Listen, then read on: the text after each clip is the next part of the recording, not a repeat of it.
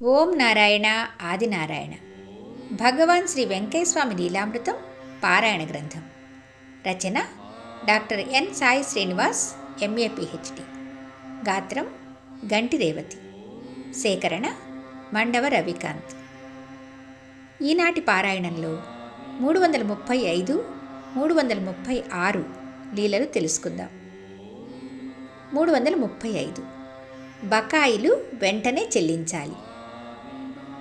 వెంకయ్య స్వామివారు గొలగముడిలో ఉన్నప్పుడు నాగుల వెల్లటూరు వాస్తవ్యులు కూచి కృష్ణయ్య వచ్చాడు. ఒకసారి తన భార్య రావమ్మ, బావమరిది వేలూరు వెంకటయ్యకి ఇద్దరికీ ఆరోగ్యం బాగాలేదు. నెల్లూరు పెద్దాసుపత్రిలో ప్రాణాపాయ పరిస్థితిలో ఉన్నారని, ఎలాగైనా వారిని రక్షించాలని స్వామిని ప్రార్థించాడు. స్వామివారు నాదం వాయించి, అయ్యా, పైవాళ్ళు హనుమంతుడిని పంపుతున్నారు, వాళ్ళకి ఏమీ కాదులే అయ్యా, నువ్వు ధైర్యంగా ఉండు అన్నారు. స్వామివారి మాటలకి గుండెల్లో భారమంతా దిగిపోయి గుండెదడ తగ్గింది అతనికి. దిగులుతో వారం రోజులుగా అటు ఇటు తిండి తిప్పలు లేకుండా తిరిగి వచ్చాడు. తులసవ్వ కడుపు నిండా అన్నం పెట్టింది. రాత్రికి స్వామివారి దగ్గరే నిద్ర చేసి మరుసటి రోజు ఉదయం నెల్లూరు హాస్పిటల్కి వెళ్ళి చూస్తే అతని భార్య మాట్లాడుతూ కూర్చొనుంది. భర్తను చూసి, నా దగ్గరకు రాత్రి ఆంజనేయ స్వామి వారు వచ్చి శరీరంలో ఉన్న చెడునంతా తీసేశారు, నాకిప్పుడు చాలా తేలిగ్గా ఉంది అని చెప్పింది. ఇతను ఆశ్చర్యపోయాడు. వెంకటయ్య కూడా 2 రోజుల తర్వాత కోలుకున్నాడు. స్వామివారిని ఆశ్రయించిన భక్తులకు ఏదైనా ఆపద వస్తే తక్షణమే విముక్తి లభిస్తుంది. కానీ ఎప్పుడూ స్వామివారు తాను చేసినట్లుగా చెప్పుకోలేదు, ఏదో ఒక దైవం చేసినట్లుగా చెప్పేవారు. వేలూరు వెంకటయ్య కూడా నాగుల వెల్లటూరులోనే ఉండేవాడు. ఇతని పొలం తాలూకు వివాదం ఒకటి కోర్టులో నడుస్తూ ఉంది. అది పరిష్కారం కాకపోవడంతో చాలా బాధపడుతున్నాడు. స్వామివారు కలలో కనిపించి, అయ్యా, 5 రూపాయల బాకీ ఉంది కదయ్యా అన్నారు. తనకు ఆరోగ్యం బాగాలేనప్పుడు మొక్కుకున్నాడు. ఆ బాకీ ఇంకా తీర్చలేదు. 5 రూపాయలు దక్షిణగా పెడతానని మొక్కుకొని మర్చిపోయాడు. స్వామివారు స్వప్నంలో ఆ విషయం గుర్తుకు తెచ్చారు. అప్పుడు గొలగముడి వచ్చి స్వామివారి సమాధి బృందావనం దర్శించుకొని తన మొక్కు 5 రూపాయలు హుండీలో వేశాడు. ఆ తర్వాత ఆ కోర్టు కేసులో తీర్పు వెంకటయ్యకు అనుకూలంగా వచ్చింది. ఆపద మొక్కులవాడు మొక్కులను ముక్కు పిండి వసూలు చేస్తాడంటే ఇదేనేమో. కాబట్టి మన మాస్టర్ గారికి బకాయిలు ఏమైనా ఉంటే ఎవ్వరూ మర్చిపోవద్దు, వెంటనే చెల్లించాలి. ఒకసారి వెంకయ్య స్వామివారు పెన్నబద్వేల్లో ఉన్నప్పుడు నాగుల వెల్లటూరు నుండి ఇనుకుర్తి మస్తానయ్య స్వామివారి దగ్గరకు వచ్చాడు. ఆ రోజు మంచి చెడులన్నీ అడిగి తెలుసుకొని రాత్రికి స్వామివారి దగ్గర నిద్ర చేశాడు. మరుసటి రోజు ఉదయం ఇంటి దగ్గర పని ఉంది, వెళ్ళాలని అనుమతి కోరాడు. అయ్యా, ఇప్పుడు పోవడం వీలు పడదు, తీగలు అడ్డుపడుతున్నాయి, సాయంత్రం పోవచ్చు అన్నారు స్వామి. లేదయ్యా, నేను పోవాల్సిందే అన్నాడు అతను. పోలేవయ్యా అన్నారు స్వామి. అతను ఇంటి దగ్గర ఉన్న పనుల ఒత్తిడి కారణంగా స్వామివారి మాట కాదని బయలుదేరి వెళ్ళాడు. తిప్ప మీద నడుచుకుంటూ వెళ్తుంటే ఒక వెదురు బొంగు దొరికింది. దేనికైనా పనికొస్తుంది కదా అని దాన్ని భుజం మీద పెట్టుకొని వెళ్తున్నాడు. ఎదురుగా ఫారెస్ట్ డిపార్ట్మెంట్ వాళ్ళు వచ్చి అడవికి సంబంధించిన వస్తువులు అనుమతి లేకుండా తీసుకుని వెళ్లే ముఠాలో వ్యక్తిగా అతన్ని అనుమానించి పొదలకూరు పోలీస్ స్టేషన్లో కూర్చోబెట్టారు. ఆ అడవి దొంగలకు ఇతనికి ఎటువంటి సంబంధం లేదని సాయంత్రానికి తెలుసుకొని అప్పుడు వదిలిపెట్టారు. స్వామివారు అందుకే వెళ్ళవద్దని చెప్పారని అప్పుడు అర్థమైంది అతనికి. ఇంకెప్పుడూ కూడా స్వామివారు వద్దన పని చేయకుండా భక్తి శ్రద్ధలతో వారి సేవలో సుఖ సంతోషాలతో జీవించాడు అతను.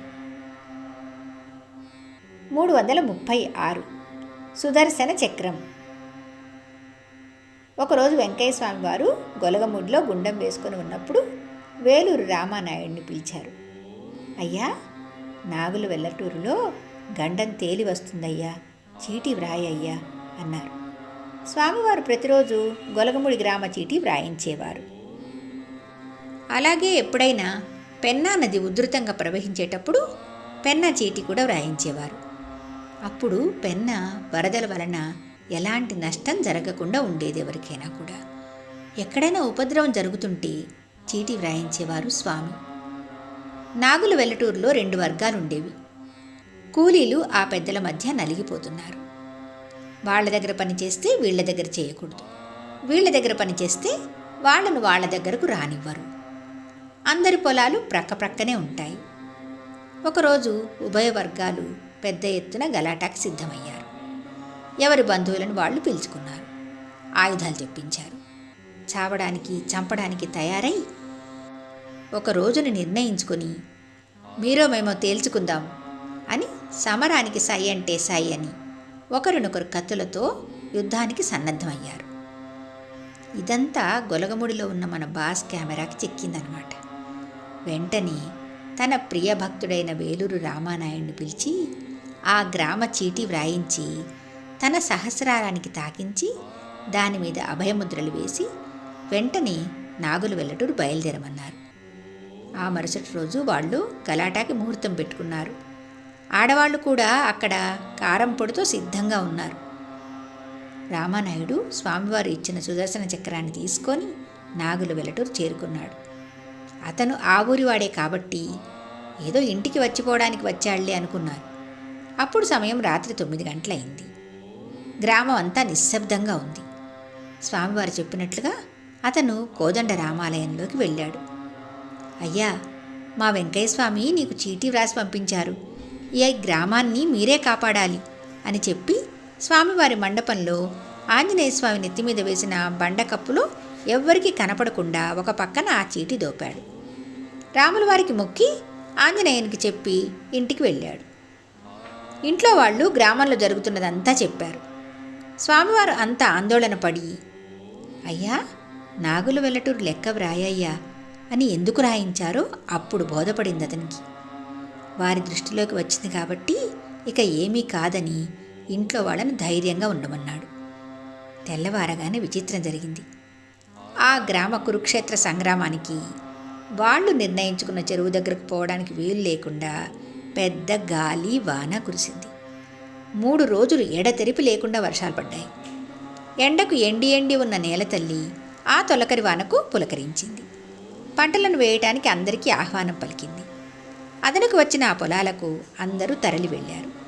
ఆ వానకు వారిలో ఉన్న కోపతాపాలు చల్లారిపోయాయి. ఎవరి పనిలో వాళ్ళు నిమగ్నమయ్యారు. కత్తులు, కొడవళ్ళు, గడ్డపారలు ఎక్కడివక్కడే పగలు మర్చిపోయి పనిలో పడ్డాయి. పంతాలు పట్టింపులు వదిలి అందరూ పంట పొలాలను సిద్ధం చేసుకున్నారు. వారి మనసులు మారాయి.